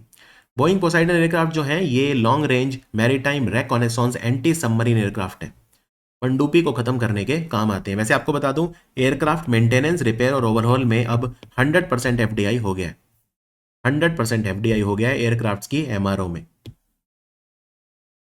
तो ये पार्टनरशिप जो हुई है Boeing India repair development and sustainment hub programme, यानी बर्ड्स हब प्रोग्राम के तहत हुई है, जिसमें बोइंग कंपनी इंडिया में एक प्रॉपर मेंटेनेंस, रिपेयर और ओवरहॉल इकोसिस्टम डेवलप करना चाहती है। तो एग्जाम में ये भी आ सकता है, बर्ड्स नाम का प्रोग्राम कौन चला रहा है इंडिया में? तो आंसर है बोइंग। हमारी आर्मी के एक चीफ थे फॉर्मर, जिनको पैडी बोलते थे, इनका निधन हो गया। तो किसकी बात हो रही है? किसकी बात हो रही है? किसको कहा जाता था पैडी? तो ये काफ़ी महान एक हमारे आर्मी चीफ थे, इनका नाम है जनरल सुंदरराजन पद्मनाभन, यानी ऑप्शन सी। ये कब थे? ये केरला से थे, और ये हमारी आर्मी के 20th चीफ थे सन 2000 से 2002। 2002 43 ईयर्स का कैरियर था। इस दौरान 2000 से 2002 के बीच हमारे पार्लियामेंट पे अटैक हुआ था, तो ऑपरेशन पराक्रम लॉन्च किया गया था इनकी लीडरशिप में। इनको बहुत सारे मेडल वगैरह भी मिले थे, और ऑपरेशन पराक्रम में काफ़ी अच्छा रिस्पॉन्स इंडिया को मिला था। लश्कर ए तोयबा और जैश ए मोहम्मद जैसे आतंकवादी ग्रुप के जो मोबिलाइजेशन इन्होंने रोका था, राइट। एक राम नारायण अग्रवाल ज़रूर याद रखना, जिनकी डेथ हुई है, उनको फादर ऑफ अग्नि मिसाइल कहा जाता था, वो बहुत इंपॉर्टेंट है। बुद्धदेव भट्टाचार्य, बंगाल के पूर्व चीफ मिनिस्टर, 2000 से 2011 11 साल तक थे communist party of India Marxist, वो ध्यान रखना आप। एक भारतनाट्यम और कुचिपुड़ी डांसर थी यामिनी कृष्णमूर्ति, उनकी डेथ हुई है, उनको जरूर याद रखना, उनको पद्म विभूषण भी मिला हुआ था। तो काफ़ी सारे इंपॉर्टेंट लोग हैं, जैसे प्रोफेसर CV चंद्रशेखर, भारतनाट्यम के डांसर थे वो भी, CV चंद्रशेखर, उनकी डेथ हो गई, उन्हें पद्म भूषण मिला हुआ था। और यही मुझे जो है सबसे इंपॉर्टेंट लगते हैं। डिपार्टमेंट ऑफ पेंशन और पेंशन वेलफेयर, जो कि मिनिस्ट्री ऑफ पेंशन के अंडर आता है, उसने इंट्रोड्यूस करा है एक unique innovative centralised pension processing software to overcome the problem of delay and clerical error. मतलब पेंशन के केसेस में कोई डिले या एरर नहीं होना चाहिए, तो एक proper pension processing software launch किया। इसका क्या नाम रखा है? इसका नाम रखा है भविष्य। तो आंसर है भविष्य। मतलब जितने भी सेंट्रल गवर्नमेंट के जो एम्प्लॉयज़ हैं, मिनिस्ट्री, डिपार्टमेंट, सेंट्रल गवर्नमेंट के, तो भविष्य सॉफ्टवेयर लॉन्च किया गया है, राइट। और भविष्य सॉफ्टवेयर मैंडेटरी है, इसी से पेंशन जो है वो दी जाएगी। तो ये एक यूनिक इनोवेटिव सॉफ्टवेयर है, यूनिक इनोवेटिव सॉफ्टवेयर है। स्ट्रिक्ट टाइमलाइंस को अधेर करेगा, ये पूरी तरह से ट्रांसपेरेंट है। Union minister of Port Shipping and waterway, इन्होंने सर्बानंद सोनोवाल ने ऑफिशियली लॉन्च करा है ग्रीन टग ट्रांजिशन प्रोग्राम के लिए स्टैंडर्ड ऑपरेटिंग प्रोसीजर। इनमें से कौन सा ऑर्गेनाइजेशन है या सेंटर है जो नोडल एंट्री की तरह काम करेगा GTTP के लिए? GTTP के लिए तो आंसर है national centre of excellence in green port and shipping, जो कि गुरुग्राम हरियाणा में है। तो ये ग्रीन टग ट्रांजिशन प्रोग्राम क्या है? टग मतलब होता है बोट या शिप, नाव वगैरह होती है, उसको टग बोलते हैं। ये programme green tug transition programme क्या है? हमें भारत में जितनी भी नाव चलती हैं उन सबको ग्रीन बनाना है, मतलब एनवायरमेंट फ्रेंडली, उनसे कार्बन एमिशन नहीं होना चाहिए, इलेक्ट्रिक वगैरह है, हाइब्रिड, इस तरह की चलनी चाहिए। तो हमें जो भी फ्यूल वगैरह से चलती हैं, डीजल से, उनको धीरे धीरे खत्म करना है। तो 22 मई 2023 को लॉन्च हुआ था ये प्रोग्राम, एक साल से ज़्यादा हो गया ग्रीन ट्रक ट्रांजिशन प्रोग्राम को। तो इसका जो फेज़ 1 है, ये लॉन्च तो हो गया था एक साल पहले, लेकिन अभी स्टार्ट नहीं हुआ है। तो इसका फर्स्ट फेज़ कब से कब तक चलेगा? 1 अक्टूबर 2024 से स्टार्ट होगा, और 31 दिसंबर 2027 तक चलेगा। तो इसमें हम क्या क्या करेंगे, इसमें बेसिकली सबसे पहले तो हम ये करेंगे कि 4 हमारे मेजर पोर्ट हैं इंडिया के। कौन से मेजर पोर्ट, तो इसमें Deendayal port, V O Chidambaranar port जो टूटिकोरिन, इनको ग्रीन हाइड्रोजन हब के रूप में विकसित करेंगे। तो ये ध्यान रखना है, भारत के ग्रीन हाइड्रोजन हब कौन से बनेंगे, दीनदयाल पोर्ट, कांडला पोर्ट भी बोलते हैं इसे, गुजरात में है, और वीओ चिदम्बरनार पोर्ट जो टूटिकोरिन पोर्ट है तमिलनाडु में। इसके अलावा मैंने आपको 4 पोर्ट बताए थे, तो 4 पोर्ट कौन से हैं, जवाहरलाल नेहरू पोर्ट, नावा शेवा, नावी मुंबई, वीओ चिदम्बरनार, टूटिकोरिन, पैरादीप पोर्ट ओडिशा और दीनदयाल पोर्ट कांडला गुजरात। ये 2-2 टग खरीदेंगे, they will procure 2 tugs each. ये चारों पोर्ट 2-2 टग्स बाय करेंगे, 2-2 ग्रीन टग्स बाय करेंगे। एक सिंगल विंडो पोर्टल होगा जो मॉनिटर करेगा रिवर और सी क्रूजेस। इसके अलावा जवाहरलाल नेहरू पोर्ट जो है नावा शेवा और वीओ चिदम्बरनार पोर्ट टूटिकोरिन, ये स्मार्ट पोर्ट बन जाएंगे अगले साल तक, स्मार्ट पोर्ट बन जाएंगे अगले साल तक, राइट, वेरी इंपॉर्टेंट। और ये जो मैंने आपको सेंटर बताया था, national centre of excellence in green port and shipping Gurugram में जो है, ये किसके बीच में कोलैबोरेशन करके बना था ये सेंटर, तो ये बना था Ministry of Port Shipping and Waterway और the Energy and Resources Institute, इनके बीच में ये एक कोलैबोरेशन है, the Energy and Resources Institute, right. और इंडिया ग्लोबल हब बनना चाहता है ग्रीन शिप बिल्डिंग के लिए, कब तक, 2030 तक, 2030 तक, अंडरस्टूड, 2030 तक।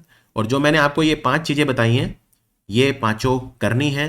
इसको एक नाम भी दिया गया है, कई जगह पे इसको इसके लिए एक वर्ड यूज किया था उन्होंने, पंचकर्म संकल्प, पंचकर्म संकल्प। ये 5 संकल्प हमने लिए हैं जो मैंने आपको बताए हैं, राइट। तो ministry of Port shipping waterway जो फाइनेंशियल सपोर्ट चाहिए ग्रीन शिपिंग को प्रमोट करने के लिए 30% उसका प्रोवाइड करेगा, 30% उसका जो है वो प्रोवाइड करेगा। एक हमारा भारत का मैरीटाइम इंडिया विजन भी है 2030, ये प्रधानमंत्री मोदी ने 2020 में लॉन्च किया था। तो ये क्या कहता है, maritime India vision, very important, maritime India vision जो है 2030 का, वो ये कहता है कि 60% जो भारत के 13 मेजर पोर्ट हैं, अभी 13 हो गए हैं, 13वां बना है बधावन पोर्ट, बनेगा मतलब बन रहा है, तो 13 पोर्ट हो जाएंगे। तो भारत के जो मेजर पोर्ट हैं उनकी 60% जो पावर डिमांड है वो रिन्यूएबल एनर्जी से पूरी होनी चाहिए, और 30% जो कार्गो एमिशन होते हैं, कार्बन एमिशन होते हैं कार्गो ले जाने में, तो कार्गो एमिशन पर टन ऑफ कार्गो वो हमें 30% कम करने हैं 2030 तक। ये हमारे 2 बहुत इंपॉर्टेंट टारगेट हैं, ये हमारे काफ़ी इंपॉर्टेंट टारगेट हैं। मैं रिपीट करता हूं, जो मेजर पोर्ट हैं वहां से हमें कार्बन एमिशन को कम करना है 30%, और 60% जो पावर की डिमांड है हमारे मेजर पोर्ट्स की, वो रिन्यूएबल एनर्जी से पूरी होनी चाहिए, रिन्यूएबल एनर्जी से पूरी होनी चाहिए। Maritime India vision. National geoscience award किसे मिला है लाइफ टाइम अचीवमेंट के लिए, तो नेशनल जियो साइंस अवार्ड 2023 ये अभी अभी जो है आयोजित किए गए थे, ये मिला है प्रोफेसर धीरज मोहन बनर्जी को। ये सबसे पुराना और सबसे प्रेस्टिजियस नेशनल अवार्ड है। ये अवार्ड कौन देता है, मिनिस्ट्री ऑफ माइंस, खनन मंत्रालय देता है। 1966 में ये अवार्ड स्टार्ट किए गए थे। जियो साइंस के फील्ड में, जियो साइंस के फील्ड में, भूविज्ञान के क्षेत्र में सबसे बड़े अवार्ड होते हैं। 2009 में इन्हें हमने बोलना स्टार्ट किया था नेशनल जियो साइंस अवार्ड, उससे पहले हम इन्हें बोलते थे national mineral awards, national mineral award. तो इसमें 3 तरह के अवार्ड दिए जाते हैं, national geoscience award for lifetime achievement, इसके अलावा इसमें नेशनल जियो साइंस अवार्ड मिलता है और नेशनल यंग जियो साइंटिस्ट अवार्ड मिलता है। तो इस बार 21 जियो साइंटिस्ट जो हैं उन्हें टोटल 12 अवार्ड्स दिए गए हैं, ठीक है। बाकी दोनों आपको याद नहीं रखने हैं, आपको बस सिर्फ ये याद रखना है जो मैंने आपको बताया, right. National geoscience award for lifetime achievement professor Dheeraj Mohan Banerjee को मिला है, और एक यंग जियो साइंटिस्ट अवार्ड होता है वो आशुतोष पांडे को मिला है। तो यंग जो नेशनल यंग जियो साइंटिस्ट अवार्ड है वो इन्हें मिला है, राइट। तो बस इतना आपको ध्यान रखना है, और बाकी जो अवार्ड है वो काफ़ी सारे लोगों को मिले हैं, तो वो उतने एग्जाम पॉइंट ऑफ व्यू से इंपॉर्टेंट नहीं है। इनमें से कौन सा ऑर्गेनाइजेशन है, इनमें से कौन सा ऑर्गेनाइजेशन है जिसने एग्रीमेंट करा है उज्बेकिस्तान के चैम्बर ऑफ अकाउंट्स के साथ, ये ऑडिटिंग के फील्ड में एक्सपर्टीज शेयर करेगा, तो ये उज्बेकिस्तान के साथ करेगा भारत का सीएजी। चैम्बर ऑफ अकाउंट जो है उज्बेकिस्तान में, जैसे भारत में सीएजी होता है वहाँ पे चैम्बर ऑफ अकाउंट होता है। इससे पहले भारत के सीएजी ने नेपाल और बल्गेरिया के साथ भी एग्रीमेंट किया था एक्सपर्टीज शेयर करने के लिए, कैपेसिटी बिल्डिंग म्यूचुअल कोऑपरेशन के लिए। और सीएजी ने अभी अभी एक म्यूजियम भी बनाया है, नेविगेटिंग ऑडिट हेरिटेज म्यूजियम, जो शिमला में हिमाचल में चैडविक हाउस में बनाया है, और एक international centre for audit of local governance यानी ICAL भी बनाया है, जो राजकोट में बनाया है, ICAL international centre for audit in local governance, Rajkot Gujarat में। इंडियन आर्मी ने ऑर्गेनाइज करा है एक formal interaction with senior veteran officers. ठीक है, इसका इवेंट का क्या नाम रखा, यानी जो रिटायर हो चुके हैं, जो वेटरन्स हैं आर्मी के, उनके एक्सपीरियंस से लर्न करने के लिए इसका नाम रखा था शौर्य समप्रवाह वन। शौर्य समप्रवाह वन, ये मानेकशॉ सेंटर दिल्ली में हुआ था। और हमारी आर्मी के जो चीफ हैं इस समय वो हैं उपेंद्र द्विवेदी। तो जो रिच एक्सपीरियंस है, इनसाइट्स हैं हमारे जो वेटरन्स का, उसको लेने के लिए ये हुआ था। और इंडियन आर्मी ने अभी ई सेहत भी लॉन्च करा है। ई सेहत एक ऐसा पोर्टल है, अगेन एक्स सर्विसमैन के लिए है वो, और इससे टेलीमेडिसिन की सुविधा उनके लिए उपलब्ध हो पाएगी। और इंडियन आर्मी ने खान क्वेस्ट अभ्यास में भाग लेने के लिए मंगोलिया गए थे, उलन बतौर वहां की राजधानी। मल्टी कंट्री एक्सरसाइज है वो, राइट, मल्टी कंट्री एक्सरसाइज है। इनमें से कौन सा गांव है जो पहला गांव है महाराष्ट्र का जो 100% सोलर पावर से चलेगा? इस गांव का नाम है मान्याछिवड़ी। मान्याछिवड़ी नाम का ये गांव है, और ये कहाँ है? ये सतारा में है। ये महाराष्ट्र का पहला गांव है जो 100% सोलर पावर से चलता है। सोलर पावर से चलता है। इसके अलावा और भी गांव हैं जो सोलर पावर से अभी चलने स्टार्ट हो जाएंगे, जैसे शिव तीर्थ नगर है कोटरुड में, और सेक्टर 25 निगड़ी में, ये भी सोलर पावर से चलेंगे। बेसिकली क्या है ना, हर जिले में महाराष्ट्र की सरकार ने डिसाइड करा है, हर जिले में 2 गांव ऐसे हैं जिनको सोलर पावर से चलाना है, सोलर पावर से चलाना है, राइट। तो जो पहला गांव है वो है मान्याछिवड़ी, सतारा जिले में आता है। योगी आदित्यनाथ यूपी के मुख्यमंत्री ने शुरू करी है मुख्यमंत्री युवा उद्यमी विकास योजना। इसमें 1 लाख यंग एंटरप्रेन्योर जो हैं उनको इंटरेस्ट फ्री लोन दिया जाएगा, कितने रुपए का, जिससे वो बिजनेस शुरू कर सकें या बिजनेस को आगे बढ़ा सकें। तो ये पूरी तरह से इंटरेस्ट फ्री और कोलेटरल फ्री लोन होगा जो यूपी की सरकार देगी, और ये होगा 5 लाख तक का। अगर वो इसे टाइम पे चुका देते हैं तो अगली बार 7.5 लाख तक जा सकता है, अगली बार 7.5 लाख तक वो ले सकते हैं मैक्सिमम। तो बजट में, यूपी के बजट में 1,000 करोड़ रुपए अलॉट किए गए हैं इसके लिए, और इनका टारगेट है कि हर साल 1 लाख, ये स्कीम 10 साल तक चलेगी, तो 10 साल में 10 लाख यूनिट्स यानी 10 लाख नए बिजनेसेस स्टार्ट होने चाहिए, 10 लाख यूनिट स्टार्ट होनी चाहिए यूपी में, जिससे काफ़ी ज़्यादा रोजगार का सृजन होगा। तो 21 से 40 साल के युवा होने चाहिए मुख्यमंत्री युवा उद्यमी विकास योजना का जो लाभ ले सकते हैं। North east handicraft and handloom development corporation ने सक्सेसफुली ऑब्टेन करा ओको टैक्स सर्टिफिकेशन एरी सिल्क के लिए। ये सर्टिफिकेट कौन से कंट्री ने इन्हें दिया है? तो ये सर्टिफिकेट जर्मनी ने दिया है, ओको टैक्स सर्टिफिकेट। एरी सिल्क जो होता है वो एक खास तरह के सिल्क वर्म से मिलता है, उसका नाम है सामिया रिसिनी। सामिया SAMIA रिसिनी RICINI, सामिया रिसिनी नाम का सिल्क वर्म होता है। तो असमीज है ये मेनली वर्ड। जो एरी सिल्क होता है मेनली असम में होता है। ये दुनिया का एकमात्र वीगन सिल्क है। इसमें क्या होता है ना कि सिल्क वर्म को मारना नहीं पड़ता, जो एरी सिल्क होता है। तो जो सिल्कवर्म होते हैं ये वाले सामिया रिसिनी, ये कैस्टर के प्लांट पे मिलते हैं। कैस्टर आपने सुना होगा, कैस्टर का तेल भी होता है जिसको अरंडी का तेल बोलते हैं, राइट। तो कैस्टर ऑयल कहते हैं उसे इंग्लिश में। तो उसके पेड़ को असम में ईरा बोलते हैं। तो ईरा से वर्ड बना एरी, ERI, एरी। एरी मतलब ईरा असमीज भाषा में, यानी कैस्टर यानी अरंडी का जो पेड़ होता है। तो वहां पे रेशमी कीड़ों को पाला जाता है उस पेड़ के ऊपर, और ये एक ऐसा सिल्क है एकमात्र जिसके लिए कीड़ों को मारना नहीं पड़ता, ठीक है। क्योंकि इसमें क्या होता है, वो कोकून बनते हैं। जो मोथ होता है, जो कीड़ा होता है, वो इस सिल्क का कोकून बनाता है और वो फिर उसको छोड़ देता है। तो इसलिए जो एरी सिल्क होता है वो एक सस्टेनेबिलिटी का, एक कंपैशन यानी दया का सिंबल है। तो इसीलिए जितना हो सके आप जो है एरी सिल्क का इस्तेमाल करिए। ये मेनली असम में होता है, लेकिन असम के अलावा थोड़ा बहुत बंगाल, उड़ीसा और बिहार में भी होता है, लेकिन मेनली ये असम में होता है, राइट। असम में भी होता है, मेघालय में भी होता है। और ये जो ओको टैक्स सर्टिफिकेट होता है ये बेसिकली इंटरनेशनल एक मतलब काफ़ी स्टैंडर्ड दिखाता है ये, राइट, कि रिगोरस स्टैंडर्ड फॉलो किए गए हैं, एनवायरनमेंट फ्रेंडली कंडीशन है, कोई हार्मफुल सब्सटेंसेस नहीं है। तो इस तरह से दिखाता है, काफ़ी स्टेटस इसका होता है। ये जो ऑर्गेनाइजेशन है north eastern handicraft and handloom development corporation, ये 1977 में बनी थी, और ये ministry of development of north eastern region यानी पूर्वोत्तर विकास मंत्रालय के अधीन काम करती है। इनका हेडक्वार्टर गुवाहाटी असम में है। इनमें से कौन सा एयरपोर्ट है जो पहला एयरपोर्ट है भारत का जो नेट जीरो कार्बन एमिशन का स्टेटस जिसे मिला है, लेवल 5 सर्टिफिकेट? ये इन्हें दिया एयरपोर्ट काउंसिल इंटरनेशनल ने। एयरपोर्ट काउंसिल इंटरनेशनल एक संगठन है जिसका हेडक्वार्टर मॉन्ट्रियल में है। ये है दिल्ली इंटरनेशनल एयरपोर्ट यानी Indira Gandhi international airport, option D. Option D level 5 का इन्हें नेट ज़ीरो कार्बन एमिटर का सर्टिफिकेट अभी अभी मिला है। तो ये दिखाता है ये काफ़ी सस्टेनेबल है। इनफैक्ट इन्होंने अपना टारगेट 2030 का रखा था, लेकिन 6 साल पहले ही 2024 में ये नेट ज़ीरो बन गया है। काफ़ी सारे सोलर पावर प्लांट इन्होंने लगाए हैं, एनर्जी मैनेजमेंट सिस्टम लगाया है, तो काफ़ी मेहनत इंदिरा गांधी इंटरनेशनल एयरपोर्ट ने करी है। ओडिशा की सरकार ने पार्टनरशिप करी है कौन सी कंपनी के साथ, और एक इन्होंने पोर्टल और एक ऐप बनाया है जिसका नाम है GCMS, यानी government consumer management system. Government consumer management system, answer है टाटा पावर।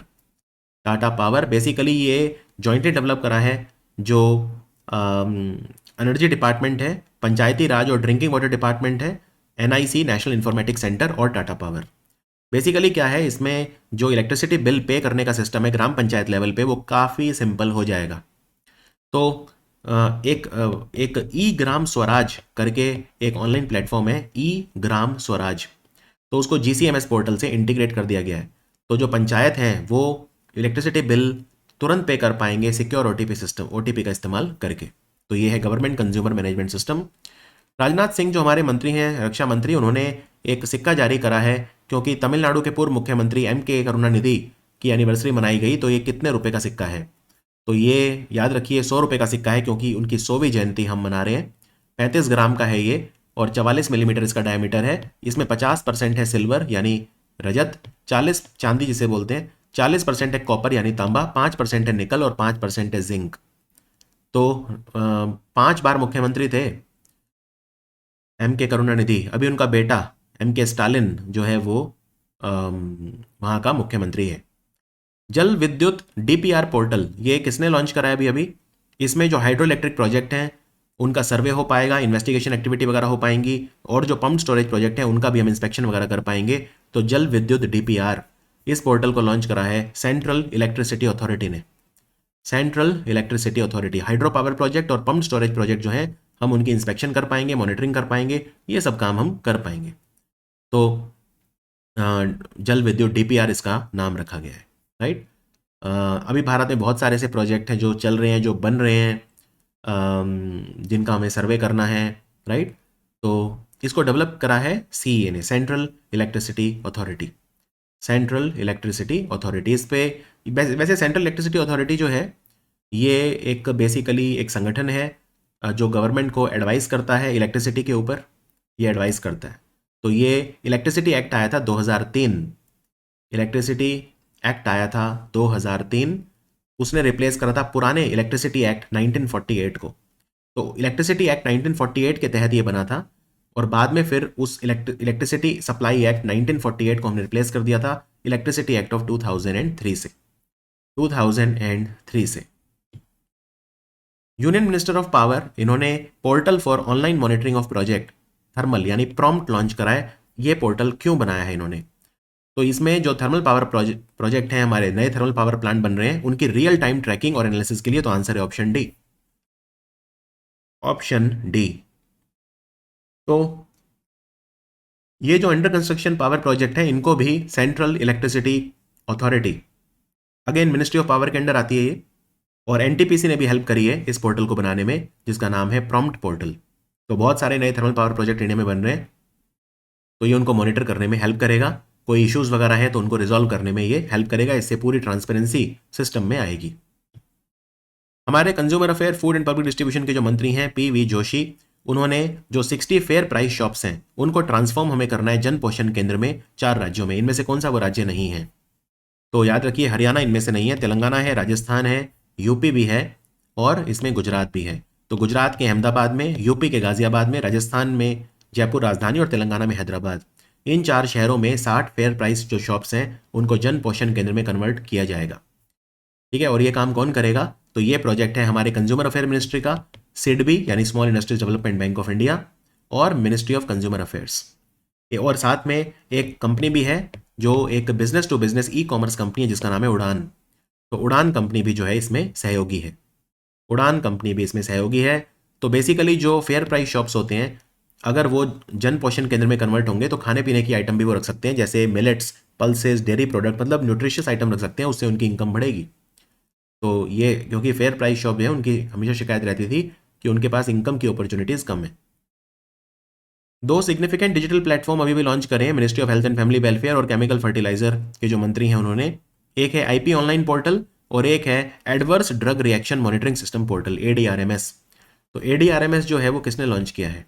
एडीआरएमएस है pharmaco vigilance programme of India, उनके द्वारा लॉन्च किया गया, उनके द्वारा लॉन्च किया गया है। जेपी नड्डा इन दोनों मंत्रालयों के मंत्री हैं। आईपी ऑनलाइन पोर्टल क्या है? आईपी ऑनलाइन पोर्टल हमारे जो ड्रग स्टैंडर्ड्स हैं तो उन सबको डिजिटल बनाएगा, जिससे वो पूरी दुनिया में हम लोग उनको एक्सेस कर सकें, हमारे जो इंडियन फार्माकोपिया यानी इंडियन ड्रग्स के स्टैंडर्ड है उन्हें। एडीआरएमएस जो है pharmaco vigilance programme of India के तहत डेवलप हुआ है। ये भारत का पहला indigenous medical product safety database है। तो ये बेसिकली आपको बताएगा भारत में जो मेडिसिन हैं, मेडिकल डिवाइसेज हैं, उनके कोई एडवर्स इफेक्ट्स वगैरह तो नहीं है, तो वो सारा डेटाबेस इस पे होगा। तो फार्माको विजिलेंस प्रोग्राम जो है ये शुरू किया गया था central drugs standard control organisation के द्वारा। कब स्टार्ट किया गया था? जुलाई 2010 में, जुलाई 2010 में। और इसमें इंडियन फार्माकोपिया कमीशन मतलब जब ये लॉन्च हुआ था तो ये CDSCO ने लॉन्च किया था एम्स के साथ मिलकर, एम्स जो नई दिल्ली में है, राइट। एम्स उसका नेशनल कोऑर्डिनेशन सेंटर था और CDSCO ने लॉन्च किया था। लेकिन बाद में इंडियन फार्माकोपिया कमीशन जो गाजियाबाद में है, इंडियन फार्माकोपिया कमीशन इन गाजियाबाद, उसको ये प्रोग्राम शिफ्ट कर दिया गया था। तो आज की तारीख में इस प्रोग्राम को कौन चलाता है? Indian pharmacopoeia commission, Indian pharmacopoeia commission, जिसका हेडक्वार्टर गाजियाबाद यूपी में है, गाजियाबाद यूपी में। अगर आपसे पूछें आईपी ऑनलाइन पोर्टल और adverse drug reaction monitoring portal किस मंत्रालय का है, तो ministry of health and family welfare, ministry of health and family welfare. क्योंकि जो इंडियन फार्माकोपिया कमीशन है वो ministry of health and family welfare के अधीन काम करता है। ठीक है, ये आपको नहीं भूलना है कि वो किस मंत्रालय के अधीन काम करता है। Indian pharmacopoeia commission, ministry of health and family welfare. The constitution academy Bharat का पहला कॉन्स्टिट्यूशन म्यूजियम बना है, जिसका नाम है the constitution academy and the rights and freedom museum. ये कहाँ पे सेटअप किया गया? एक यूनिवर्सिटी में सेटअप किया गया। ये कौन सी यूनिवर्सिटी है? वो ये है OP जिंदल ग्लोबल यूनिवर्सिटी, जो कि सोनीपत में है, जो कि सोनीपत में लोकेटेड है। तो इंडियन कॉन्स्टिट्यूशन के बारे में आप डिटेल्ड जानकारी यहाँ पे ले सकते हैं। अभी अभी शेफ डे मिशन कौन बना है? जो पेरिस पैरालंपिक्स हैं, पैरालंपिक्स के लिए। नॉर्मल ओलंपिक के लिए जो बने थे वो थे गगन नारंग। जो पैरा ओलंपिक है उसके लिए कौन बना है? तो ये बने हैं सत्य प्रकाश सांगवान। 84 हमारे पैरा एथलीट्स गए हैं, तो ये शेफ डे मिशन है। और 12 स्पोर्ट्स डिसिप्लिन्स में हमारे 84 पैरा एथलीट्स जो हैं वो कम्पीट करेंगे। तो जब ये खत्म हो जाएगा कंपटीशन, तब मैं आपको जो मेडल विनर हैं उनके नाम बता दूंगा, राइट। तो ये ध्यान रखना है। और जो ओपनिंग सेरेमनी हुई थी पैरालंपिक्स की, उसमें ध्वजवाहक कौन था? सुमित अंतिल, जो कि सुमित अंतिल जैवलिन थ्रो फेंकते हैं। और भाग्यश्री जाधव, भाग्यश्री जाधव जो कि शॉर्ट पुट की खिलाड़ी हैं, जो कि शॉर्ट पुट की खिलाड़ी हैं, राइट। चलिए, इनमें से दूसरे साल लगातार central banker of the year का अवार्ड किसे दिया है? न्यूयॉर्क से मैगजीन छपती है ग्लोबल फाइनेंस, उसने, तो ये है शक्तिकांत दास।